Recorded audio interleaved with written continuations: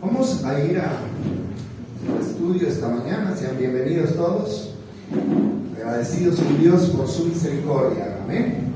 Tenemos mucho que agradecerle a Dios. Mucho. Cada día Él muestra su misericordia para con nosotros.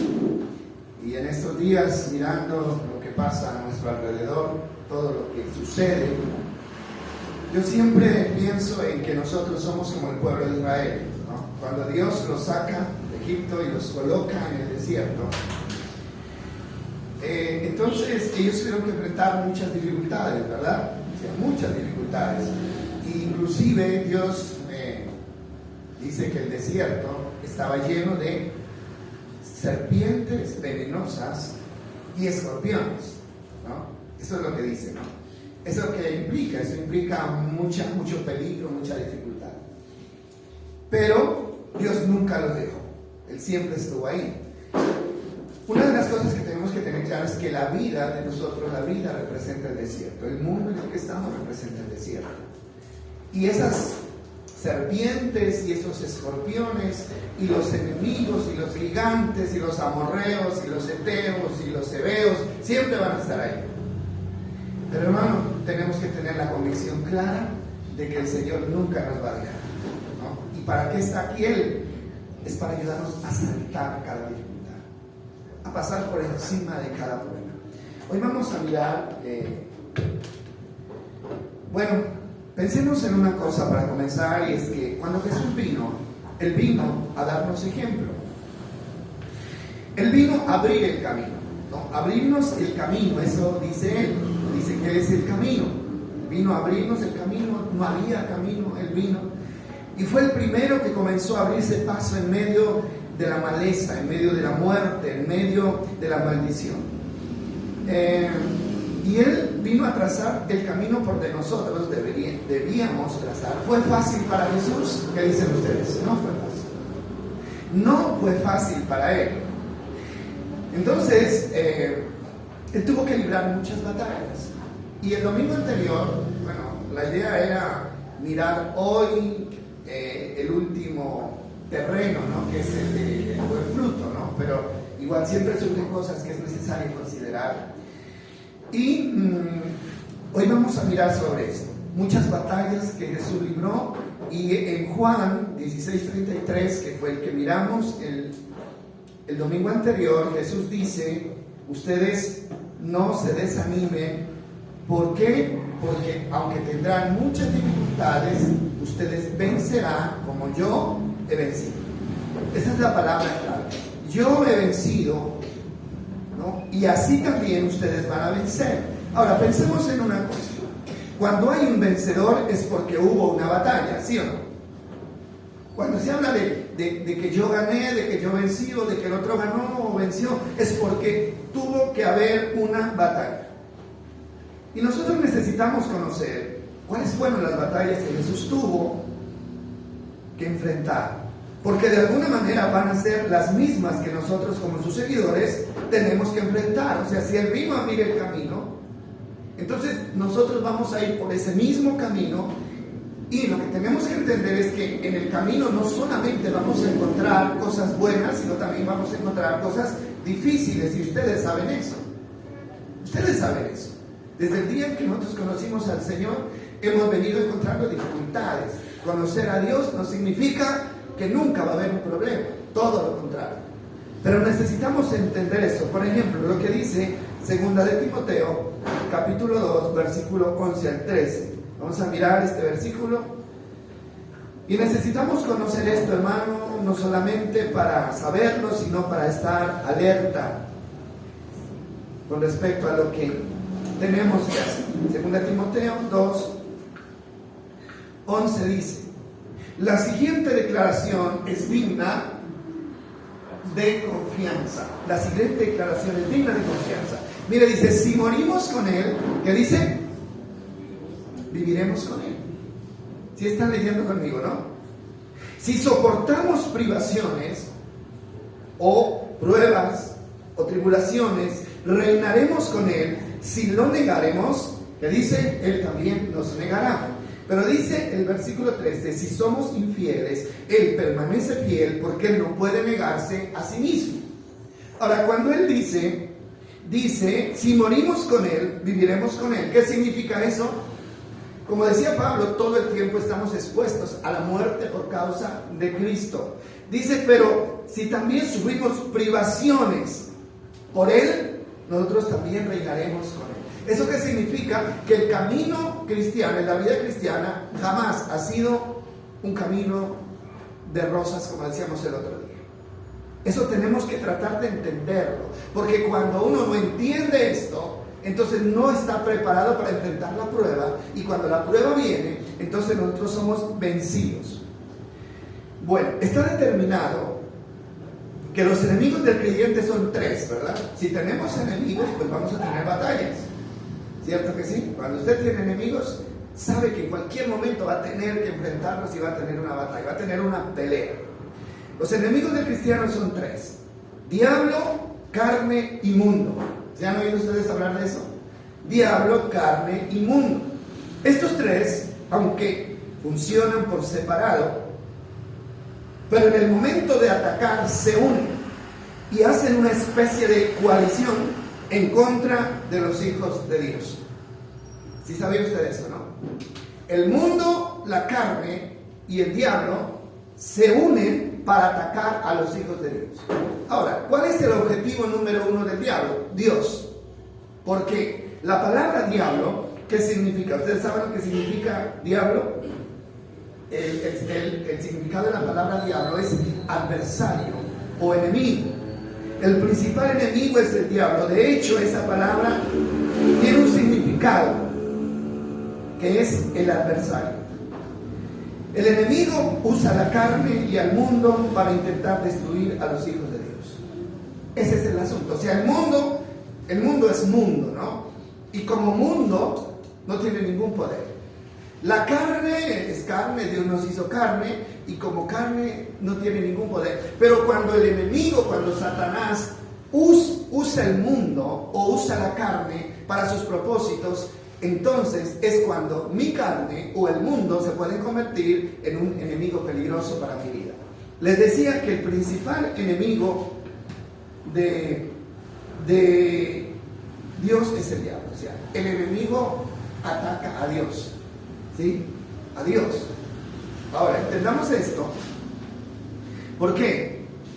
¿Por qué Satanás se convierte en el enemigo de Dios? Bueno, eso tiene origen en la historia muy atrás.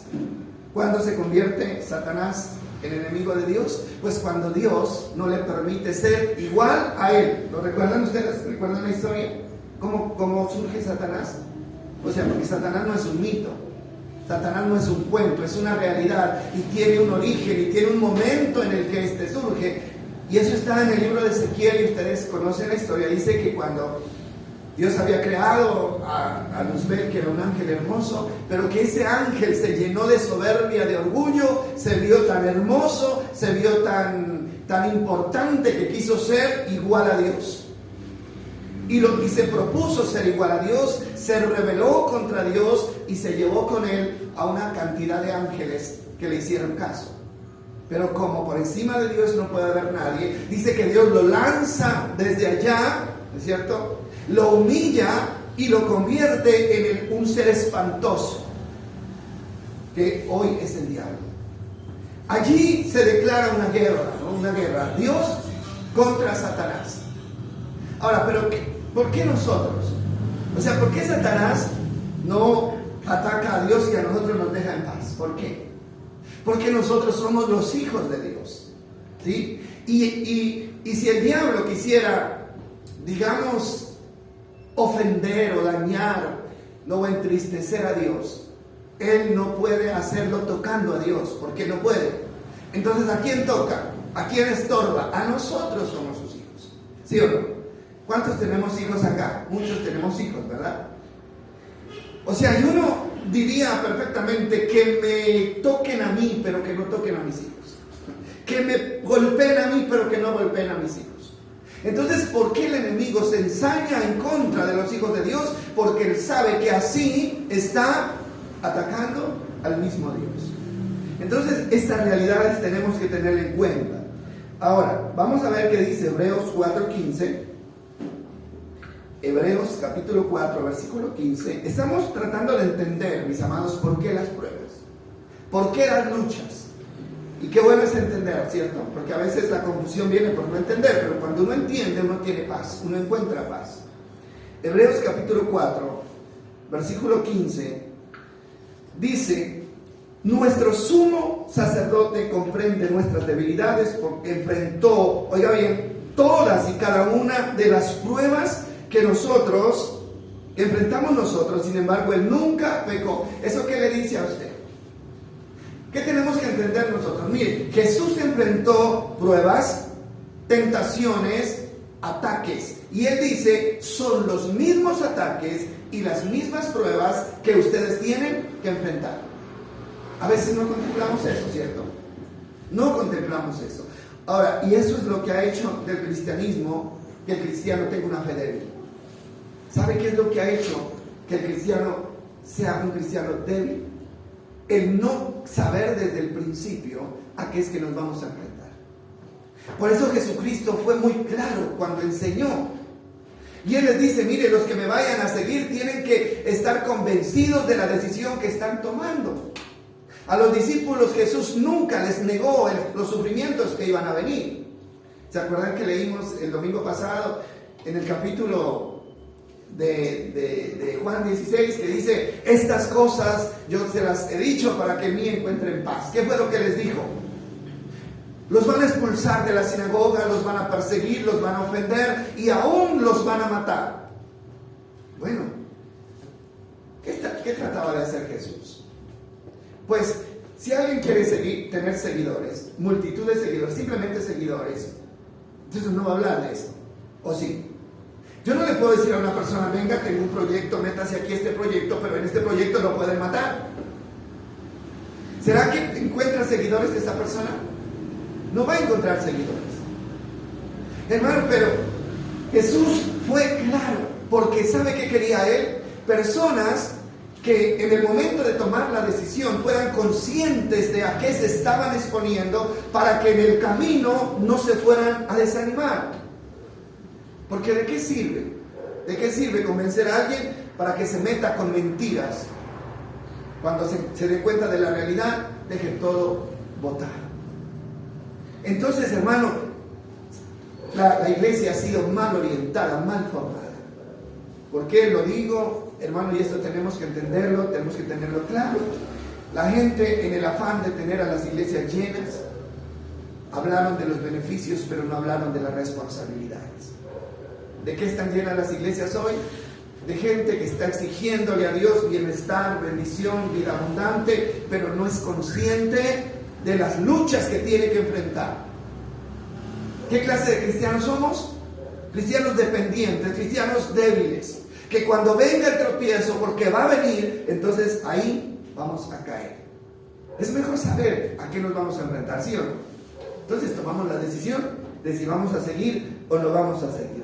Entonces, aquí este texto dice que Jesús fue tentado en todo, pero sin pecado. Todas las tentaciones y las pruebas que nos vengan a nosotros, le vinieron a Él. Bueno, el principal enemigo, ya lo dijimos, es Satanás. El mundo y la carne son sus aliados. Por eso la carne no puede estar al servicio del enemigo. El sistema mundano, hermano, está al servicio del enemigo, por eso no podemos tener comunión con el mundo. Tenemos que estar lejos del mundo. Efesios 6:10 lo declara. Hermano, y eso es para nosotros. Usted sí es consciente, hago esta pregunta, ¿usted sí es consciente de que estamos en una guerra? ¿Sí es consciente de eso? Estamos en una guerra, ¿sí? Y guerra es guerra. ¿Qué significa estar en guerra? Significa que tenemos que pelear, significa que tenemos que tener estrategias, significa que en cualquier momento nos vamos a encontrar de frente con el enemigo y que podemos vencer o ser vencidos. Hermano, por eso no podemos asumir la vida cristiana como algo que se asume sin cuidado, ¿no? ¿Qué dice? Es muy conocido el texto.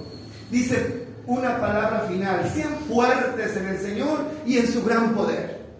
¿Por qué? Dice, ¿por qué? Pónganse toda la armadura de Dios para que puedan mantenerse firmes contra las estrategias del diablo. Estrategias del diablo. Ahora, nosotros debemos ser conscientes de que las cosas con las que nos enfrentamos a diario pueden ser estrategias del enemigo.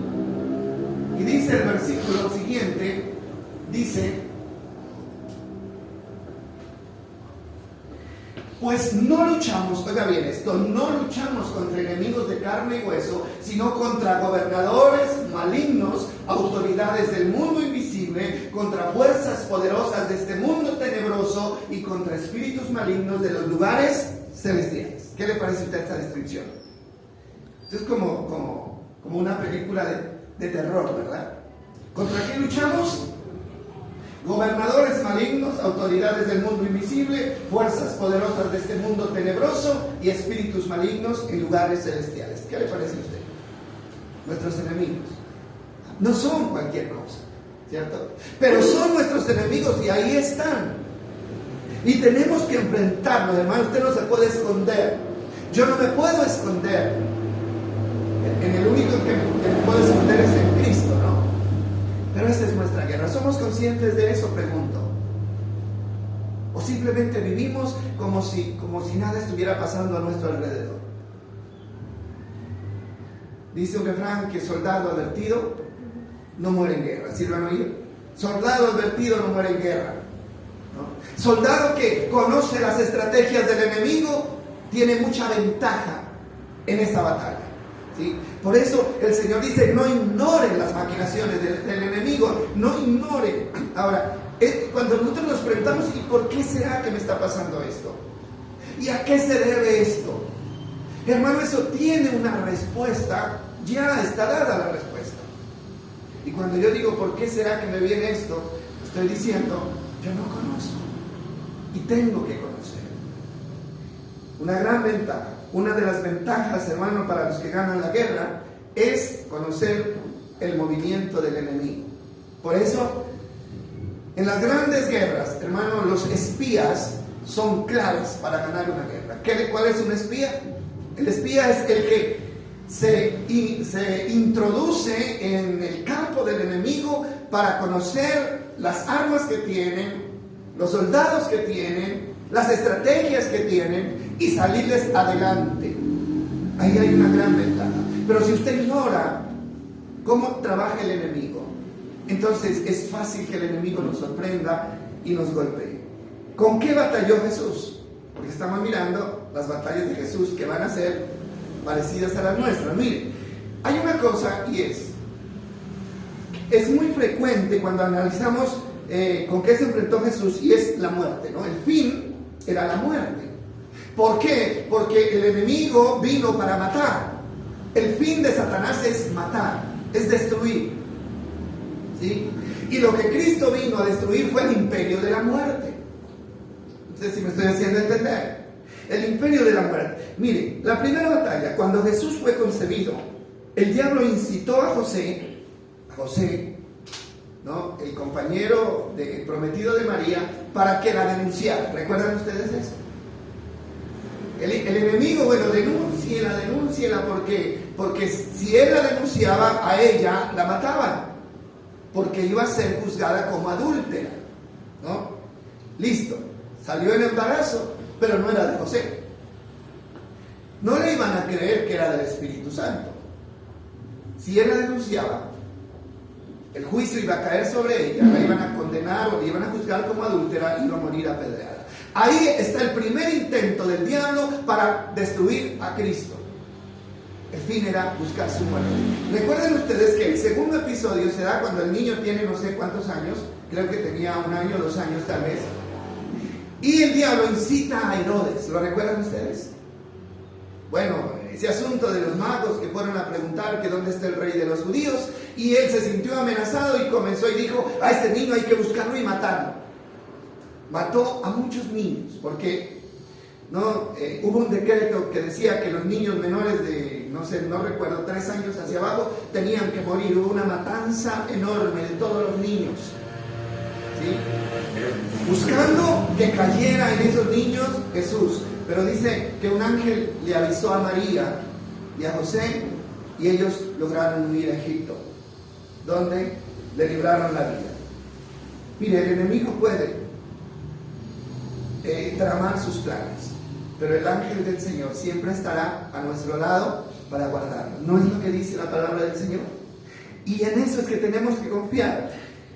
Entonces, cuando ya Jesús comienza su ministerio, mire, una de las cosas que Jesús enfrentó todo el tiempo fue la muerte. En este caso, por cuenta de los fariseos, ¿no? Siempre quisieron matarlo.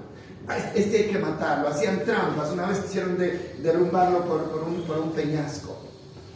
Entonces, ahí vemos la muerte. Jesús batalló desde que fue concebido hasta el día de su ascensión.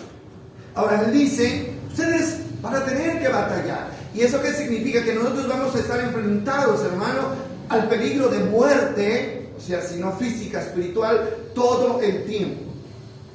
Pero aquí el problema, hermano, no son las dificultades. Aquí el problema no son las batallas que tengamos que enfrentar. El problema, hermano, es cuando perdemos las batallas. Ese es el problema. No le vea problema a la batalla, no. La batalla es una realidad que no podemos evitar. Aquí lo que usted sí tiene que evitar es perder esas batallas. ¿Por qué Jesús pudo lograr su ministerio? Porque Él no perdió ninguna de esas batallas. Dice que Él fue probado en todo, pero ganó todas las batallas. Ahora, ¿por qué? Bueno, siempre Jesús estuvo ahí, ¿no? Cuando Él fue tentado en el desierto, ¿recuerdan ustedes? Tentado en el desierto. A mí hay algo que me llama la atención y es que ahí está el ángel de Jehová de nuevo. Y dice que Jesús fue llevado por el Espíritu al desierto para ser tentado por el diablo. ¿Quién era el Espíritu? El ángel que lo cuidaba durante todo ese tiempo. Él nunca estuvo solo, 40 días en el desierto, sin comer ni beber. Pero ahí estuvo el Espíritu de Dios para sostenerlo. Y esa es la promesa en la que nosotros debemos fundamentarnos. Entonces,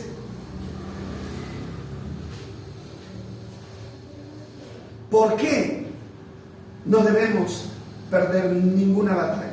¿Sabe por qué? Porque perder una batalla significa perder bendiciones. Perder una batalla significa retroceder en ese proceso a encontrar la bendición.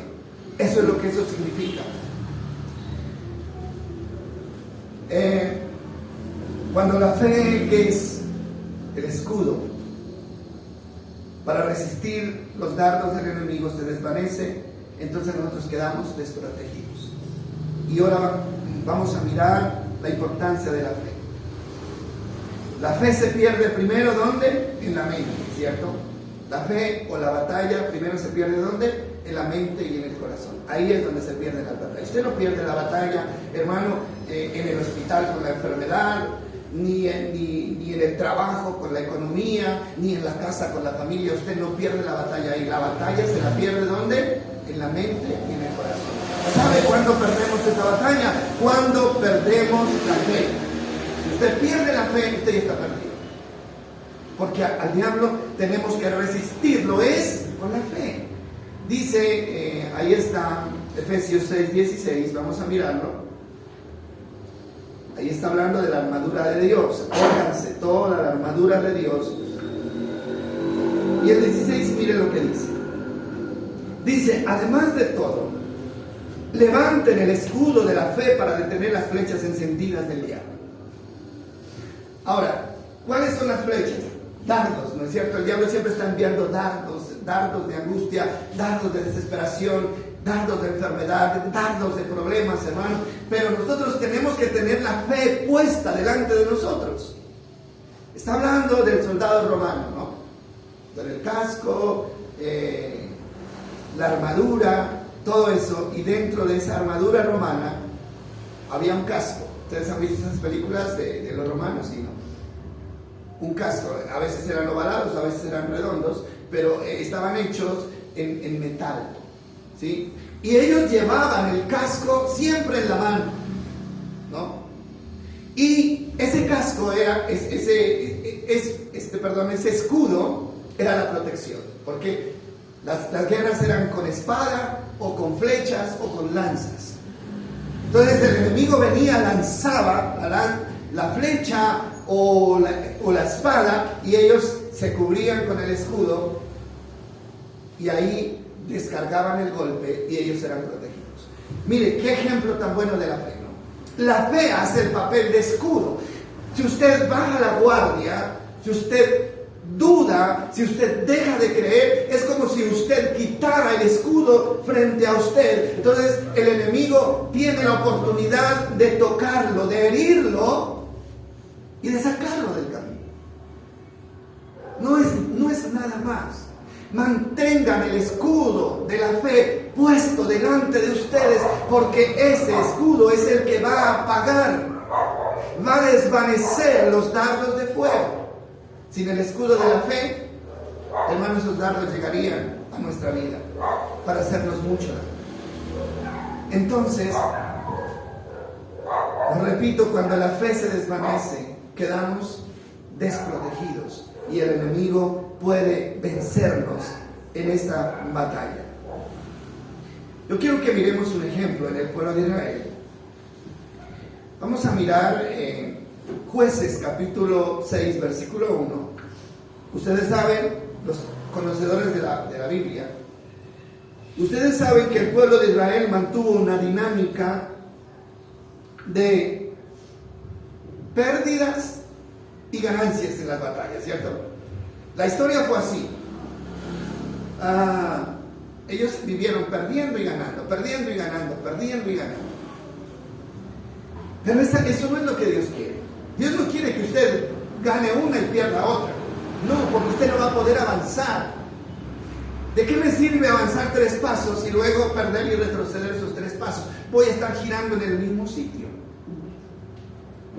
Y lo que ustedes saben, ¿no? Y lo hemos dicho siempre, ¿por qué el pueblo de Israel estuvo 40 años en el desierto? ¿Por qué? Si el desierto se podía atravesar en unos pocos días. ¿Por qué estuvo 40 años en el desierto? Por eso, hermano. ¿Por qué? Porque ellos ganaban una batalla y perdían otra. Entonces, era como que estuvieran patinando en el mismo lugar. Y era un desierto. Un lugar donde no se debía estar, donde no se podía vivir.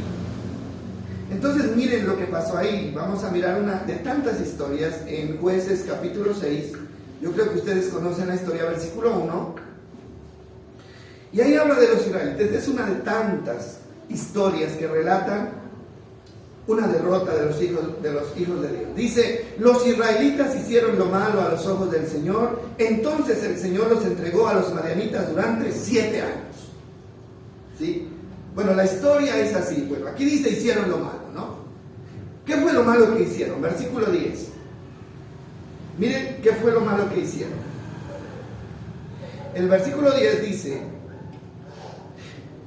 Dios hablando ya, yo te dije, yo soy el Señor tu Dios, no debes rendir culto a los dioses de los amorreos en cuya tierra ahora vives, pero no me hiciste caso. ¿Cuál fue el pecado entonces? La idolatría. Hicieron lo malo. ¿Qué fue lo malo que hicieron? Se inclinaron a dioses ajenos, se inclinaron a ídolos. Ese fue el pecado que cometieron.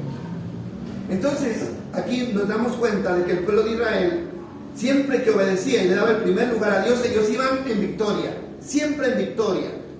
Pero cuando ellos hacían lo malo, entonces la victoria se convertía en derrota. Bueno, se dejaron seducir por los ídolos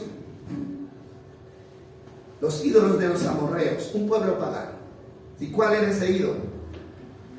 El ídolo era Baal, uno de los más feos, uno de los peores ídolos. Era un ídolo que tenía la cabeza de un buey, ¿no? Y ellos lo tenían como un ídolo y lo adoraban. La idolatría fue la principal causa o la principal trampa del enemigo para el pueblo de Israel. Ellos cayeron en esto muchas veces. Cada vez que ellos dejaban a Dios y se inclinaban ante los ídolos, perdían una batalla. Y como consecuencia quedaban en las manos de sus enemigos. Mire usted el problema de perder las batallas. Ahora, ¿qué fue que pasó en este caso? Dice que los filisteos, ¿no?, eran sus enemigos y que ellos cultivaban la tierra, porque eran agricultores, cultivaban la tierra, tenían ganado para sustentarse el pueblo de Israel.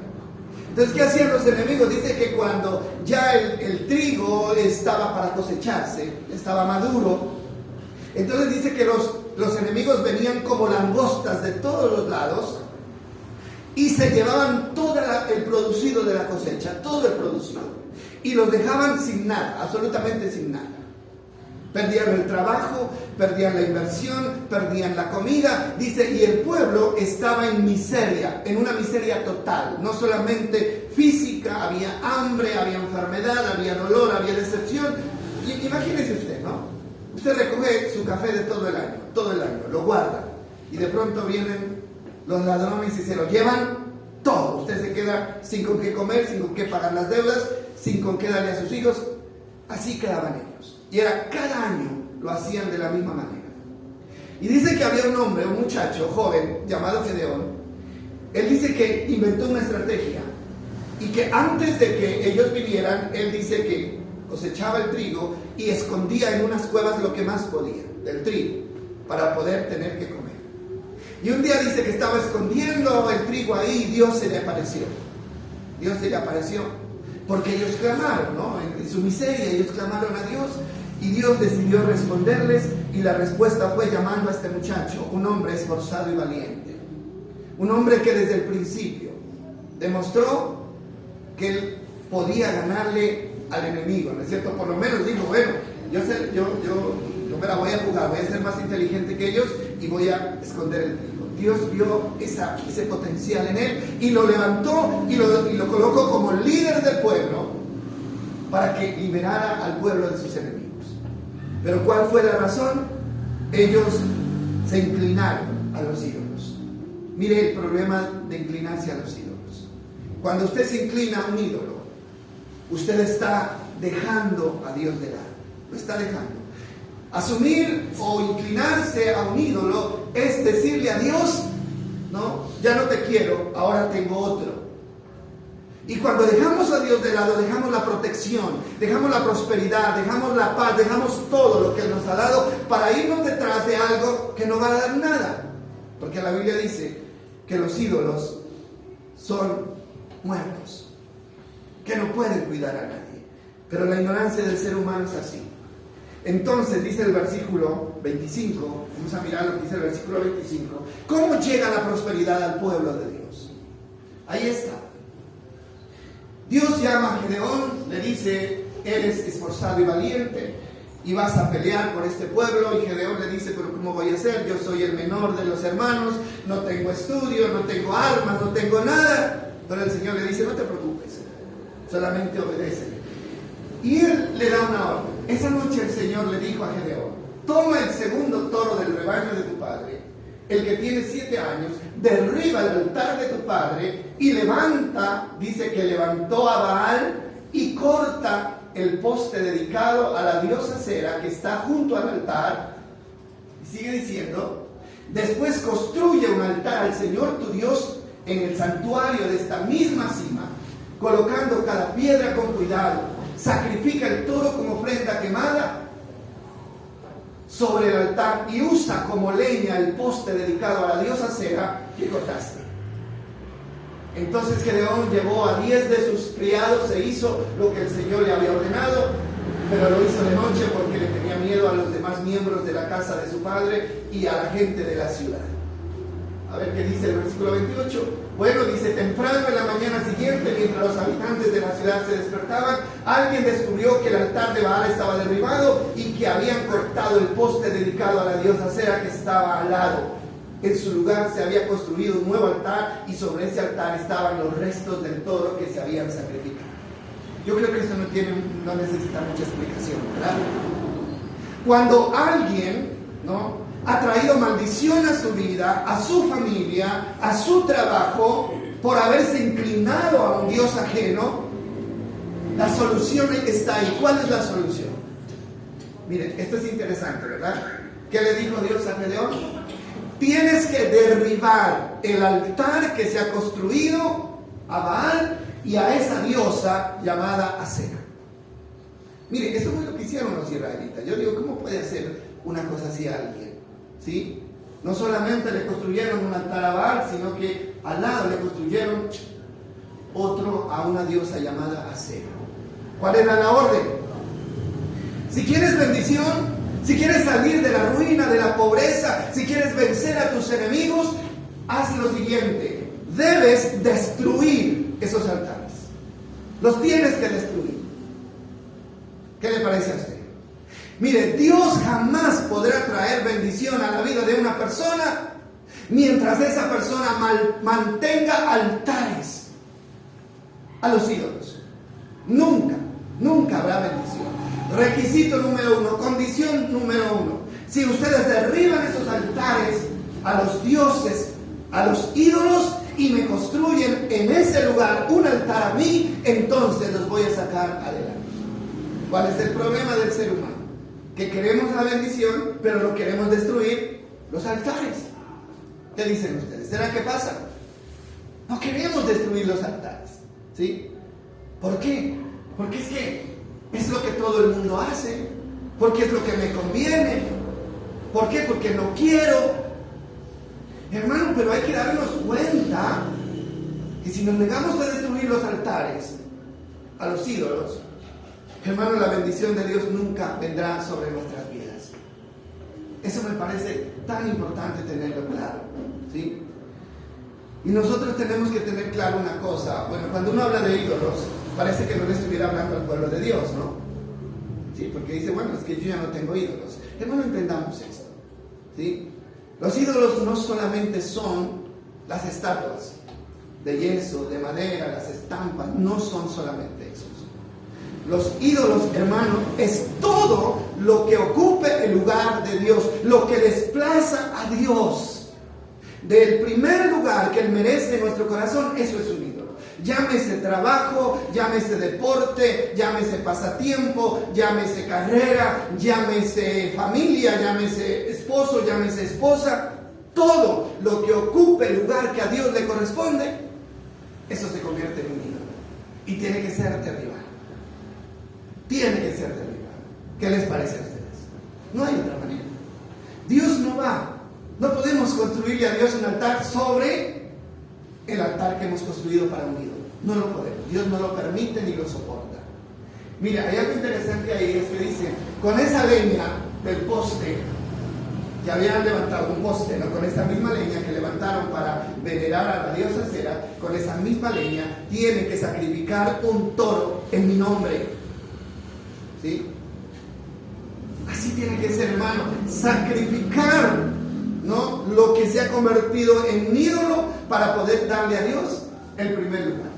Pero ahí hay un bueno, dice, constrúyame, dice, un santuario. Sacrifica el toro como ofrenda quemada sobre el altar y usa la leña, usa como leña el poste dedicado a la diosa de Acera. ¿Qué quería Dios? Que no quedara nada de eso. Nada. Ni siquiera las señas de que aquí hubo un ídolo, ¿no? Las cenizas que el viento luego se iba a llevar. No puede haber, hermano, ni la sombra de ídolos en nuestra vida si queremos la prosperidad de Dios para nuestra vida. Y el otro versículo que me llama la atención es el que dice que Él lo hizo de noche. Creo que fue el último versículo que leímos. ¿Por qué lo hizo de noche? Dice entonces que Gedeón llevó a 10 de sus criados e hizo lo que el Señor le había ordenado, pero lo hizo de noche porque tenía miedo. ¿A quiénes? A los demás miembros. ¿De dónde? De su casa. Interesante esto, ¿verdad? Él no le tenía miedo a los filisteos, ¿no? No le tenía miedo a ese pueblo pagano que, o sea, de donde venía el ídolo. Él le tenía miedo a los miembros de su casa. ¿Eso qué significa? ¿Quiénes eran los miembros de su casa? Eran la familia, eran el mismo pueblo de Dios. ¿Sabe por qué, hermano? Porque a veces la misma familia se opone para que nosotros derribemos esos altares. ¿Sí? Ellos, la misma familia, a veces nos imponen los ídolos a nosotros y nosotros los aceptamos y después tenemos miedo de irnos en contra de nuestra familia para derribar los altares. Aquí no importa, hermano, quién se enoja. Aquí no importa, hermano, quién se nos viene en contra. Si es mujer, si es marido, si son hijos, si son amigos. No importa, hermano. Aquí lo más importante es poder agradar a Dios, porque de Dios va a venir la bendición final. Y Él es el que nos va a prosperar en últimas. ¿Sí? Yo no sé si entendemos eso, ¿verdad? A veces, hermanos, nos dejamos llevar tan fácil, ¿no es cierto? Hoy no vaya a la iglesia, ¿no es cierto? Vamos dentro de 15 días, hoy vámonos para otra parte. Vámonos a trabajar, vámonos a esto, vámonos al otro. No, yo sí quiero ir a la iglesia, pero por no llevarle la contraria al otro, entonces, ¿qué estoy haciendo yo? Teniéndole miedo a veces a mi propia familia y dejando de obedecer a Dios. Hermano, allí jamás vamos a tener victoria, porque Dios dice que tenemos que hacerlo. Ahora, puede que nos dé miedo, ¿verdad? Porque el miedo es natural del ser humano. Pero a pesar de que tengamos miedo, hagamos. Porque Dios siempre nos va a respaldar. Siempre nos va a respaldar. Y a veces, hermano, son los más cercanos a nosotros los que nos tienden las trampas. ¿Sí? Tenemos que vencer eso. Ahí no estamos obrando mal. ¿Sí? No estamos obrando mal. Porque estamos tomando la decisión, hermano, de hacer lo correcto. Así a los demás no les guste. ¿Qué pasó allí? Dice que, bueno, más adelante, si usted sigue leyendo la historia, dice que luego Gedeón consigue 300 hombres y se lanza contra los filisteos, gana la batalla y ellos se convierten en vencedores. ¿Dónde comenzó la victoria para ellos? ¿Dónde comenzó? Díganme ustedes, ¿dónde comenzó la victoria? La victoria de ellos. Cuando decidieron derribar, ¿qué? Los altares de los ídolos que habían construido. Ahí comenzó la victoria. Porque el Señor está esperando eso. Bueno, si ustedes me creen, pues confíen en mí. Si ustedes realmente quieren mi bendición, entonces tienen que optar por mí. No les dé miedo derribar los altares. No les dé miedo, hermano, desafiar. Ningún ídolo que se haya establecido en su vida, en su casa, en su mente, en su corazón, derríbelo. Aunque eso, hermano, le dé un poquito de miedo, pero derríbelo. A veces nos doblegamos tan fácilmente, hermano, frente a las prohibiciones. Nos doblegamos tan fácilmente, ¿verdad? Cedemos tan fácil.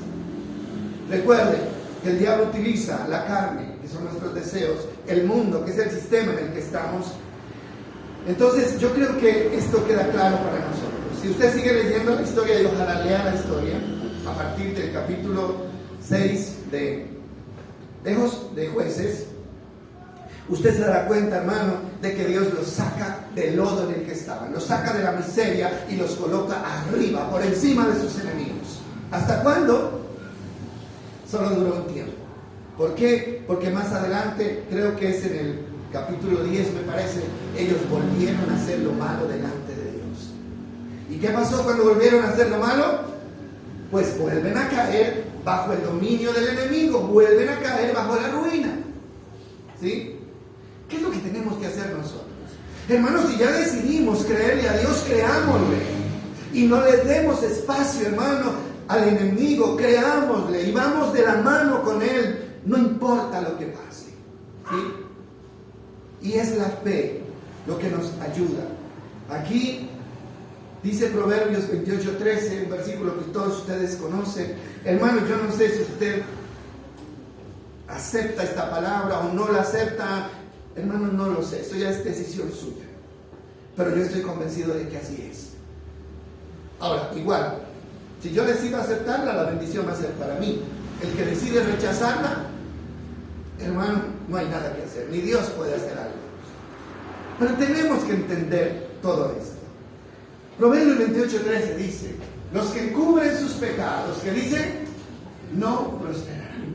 Pero si los confiesan y los abandonan, que dice, recibirán misericordia. Ahora, encubrir, ¿qué significa? No confesar, ¿verdad? No aceptar, porque a veces no queremos aceptar. No, eso no es así. Yo no lo acepto. Debe haber otra explicación para eso. Pues no hay otra explicación. Si usted en el fondo de su corazón sabe que hay algo que está mal hecho, hermano, es porque está mal hecho. Y si la palabra de Dios se lo confirma, hermano, es porque es así. Entonces, lo que está diciendo el proverbio es que no es suficiente con confesar. Confesar es el primer paso, pero hay que apartarse, ¿cierto? ¿Qué significa apartarse? Lo que hizo Gedeón. Bueno, aquí ya de estos altares que nos llevaron a la miseria no va a quedar ni la sombra. Esto tiene que desaparecer. Se apartaron. Ahora vamos a construir un altar al verdadero Dios. Y vamos a sacrificar al verdadero Dios. Sobre esas cenizas, sobre esos escombros de lo que destruimos, se tiene que construir un altar para Dios. Y Él tiene que ser el principal en nuestra vida.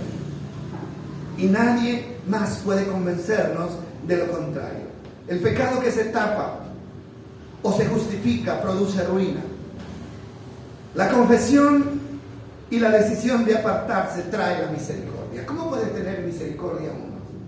Pues apartándose, ¿no? Lo que yo le decía, mientras existe el pecado, siempre va a existir, hermano, la privación. Pero cuando el pecado se va, la misericordia de Dios comienza a fluir. Y no me diga que usted no es capaz, no me diga, porque eso no es verdad. Es que yo no soy capaz de dejar esto. Es que esto es muy duro para mí. Hermano, más duro no es vivir en miseria, más duro no es vivir en derrota, más duro no es vivir, hermano, en temor. Tenemos que tener valor. Este hombre, me gusta Gedeón, ¿no? Me gusta la actitud de este hombre. Porque además, hermano, a pesar de tener miedo, tuvo valor.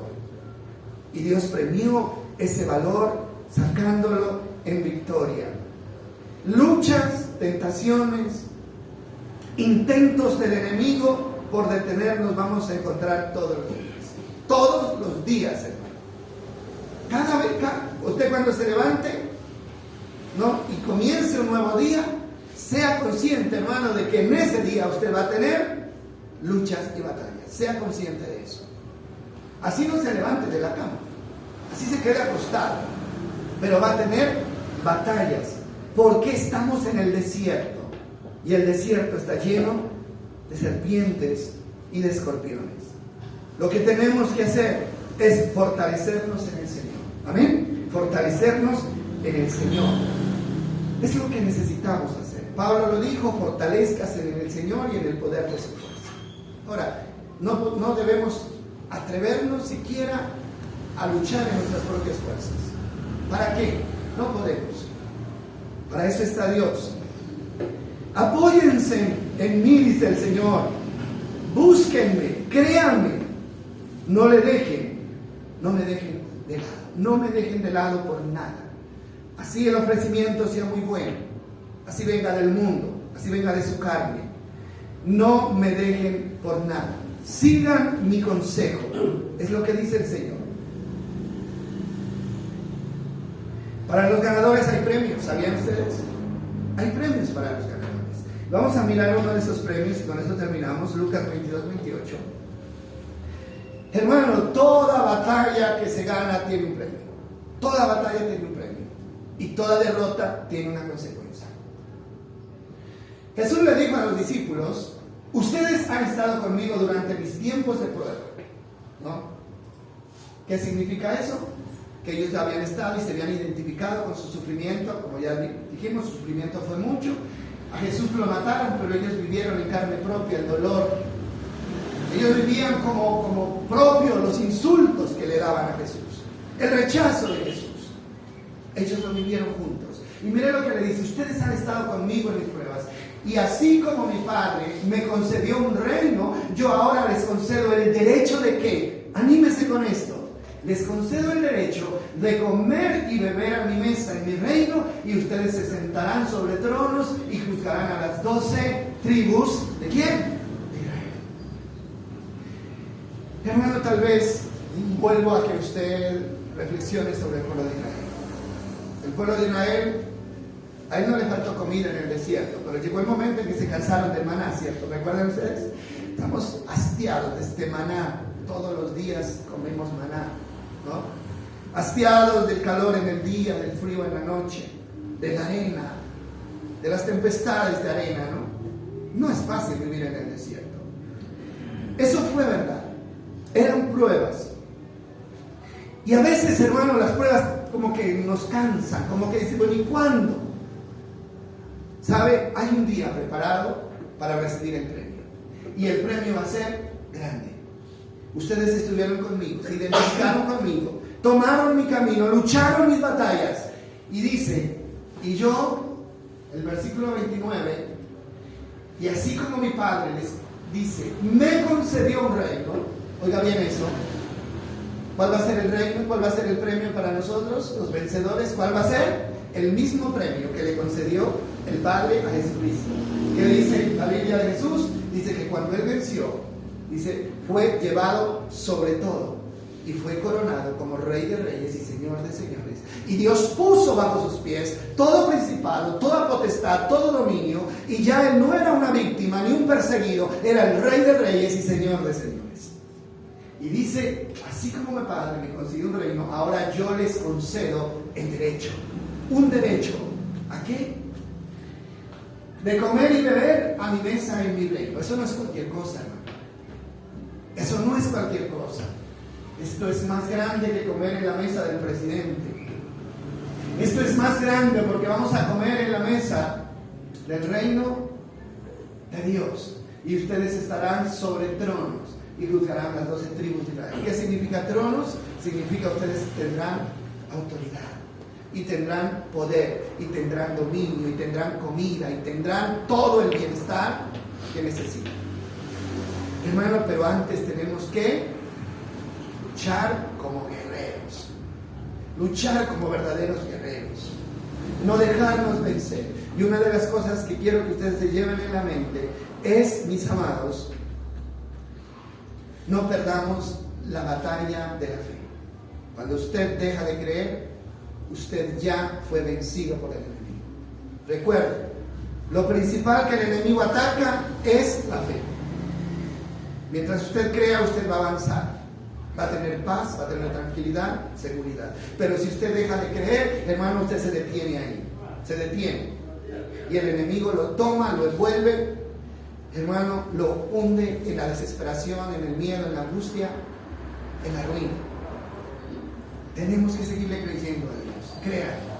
Ahora, nosotros debemos reconocer que nos hace falta fe, ¿verdad? Nos hace falta fe. ¿Qué hacemos entonces? ¿Cómo podemos fortalecer nuestra fe? Bueno, recuerdan ustedes que una vez, si este es un pasaje conocido, un hombre llevó a su hijo, dice que tenía un espíritu de epilepsia, ¿no? Una enfermedad de epilepsia. Dice que le daban ataques y a veces caía en el fuego, a veces caía en el agua. Y lo llevó a los discípulos y los discípulos no lo pudieron sanar. Y luego viene a Jesús. Y Jesús le dice al padre, porque el niño estaba imposibilitado, le dice, ¿sí puedes creer? Si crees, al que cree todo es posible. Y el padre, yo me lo imagino en esa escena, ¿no? El padre, cuando él le dice, ¿puedes creer? Es una pregunta directa, ¿no? Ahora, Jesús toca una realidad del corazón y de la mente. Bueno, ¿será que puedo o no puedo? ¿Será que entiendo qué es la fe? Él pensó por unos momentos y luego llegó a la conclusión de que no creía lo suficiente. Pero luego exclama algo y dice, Señor, ayuda a mi incredulidad. Qué bueno, ¿verdad? Que está diciendo, me falta fe, pero yo sé que tú puedes ayudar mi incredulidad. Sé que tú puedes incrementar mi fe. Y sabe que Jesús lo hizo. ¿A través de quién? A través del Espíritu Santo. Porque uno de los frutos del Espíritu es ¿qué? La fe. El Señor puede incrementar su fe en la medida en que el Espíritu Santo tome control de su vida. Y esa no es una fe cualquiera.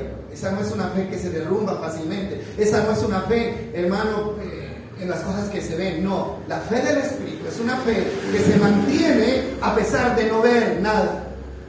Se mantiene.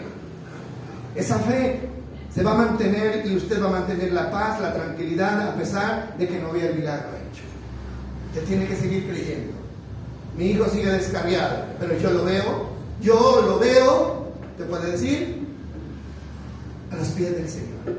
Amén. Lo veo a los pies. Usted no puede seguir viendo a su hijo descarriado, ni a su hija descarriada, ni a su economía destruida. Usted no puede seguir viendo eso. Usted tiene que empezar a ver la restauración, hermano. La restauración. Comience a ver la restauración. Quite los ojos, hermano, de lo malo y comience a ver lo bueno. Eso es fe. Eso es fe. El día que usted ponga los ojos en lo malo, su fe se va a ir al piso. ¿Sí? Tiene que mirar lo que no es como si fuera. Eso es fe. Y el Señor decidió ayudar nuestra incredulidad colocando a su Espíritu Santo en nosotros. Hermano, no nos preocupemos por las batallas. Las batallas son normales. Son normales y no las vamos a poder evitar. Hermano, pero lo más importante es no perder las batallas. Y cuando perdemos la batalla de la fe, perdemos todo. Mantengámonos creyéndole a Dios. ¿Cómo se incrementa la fe? Pues el Espíritu Santo, lea la palabra, conozca las promesas, hermano, memorice esas promesas, camine sobre la palabra de Dios todo el tiempo. Y el Señor tiene un día para glorificarse. Amén. Él tiene un día para glorificarse. Así que son dos verdades opuestas, ¿no? Qué bueno que se acabaran las luchas, pero no se van a acabar las luchas. Ahora, pero la buena noticia es que ninguna lucha va a lograr derribarnos. Ninguna batalla va a lograr, vamos a perder. Siempre las vamos a ganar. ¿Por qué? Porque el Señor lo ha prometido. Así como yo vencí, ustedes vencerán también. Hermano, esa batalla que usted está librando ahora, cualquiera que sea, es una batalla, hermano, que ella está ganando. Amén. Está ganada. Porque el Señor dice, yo vine para llevarlos de victoria en victoria y de triunfo en triunfo. No de fracaso en fracaso. Señor, queremos agradecerte, Dios, por tu palabra, Padre, que es real. Por tu palabra, Señor amado, que no esconde, Señor, realidades, que no nos engaña, Dios. Con el fin, bendito Señor, de que estemos preparados, Padre amado. Señor, esta mañana tú nos has enseñado la importancia, la necesidad, Señor, de comenzar a destruir ídolos en nuestras vidas, Dios. Ídolos, Señor, que hayan desviado nuestra atención, la atención de ti, Señor. Cosas que hayan hecho que te dejemos de lado. Hoy decidimos, Señor, destruir todo altar, Señor, que hayamos creado, Señor, al trabajo, Dios, a los afectos, Señor, a cualquier cosa, Dios, que esté tomando tu lugar. Queremos destruir eso, queremos quemarlo y queremos echar las cenizas al viento. Porque nuestra decisión es crear un altar, Señor, donde tú seas adorado, Señor, donde tú seas creído, Dios, donde tú seas el Rey y el Señor. Padre, entonces tendremos tu favor. Entonces, Señor, las batallas serán ganadas. Tendremos la certeza de que no estamos solos en nuestras luchas. Padre, gracias porque tú siempre cumples tus promesas. Gracias, Señor.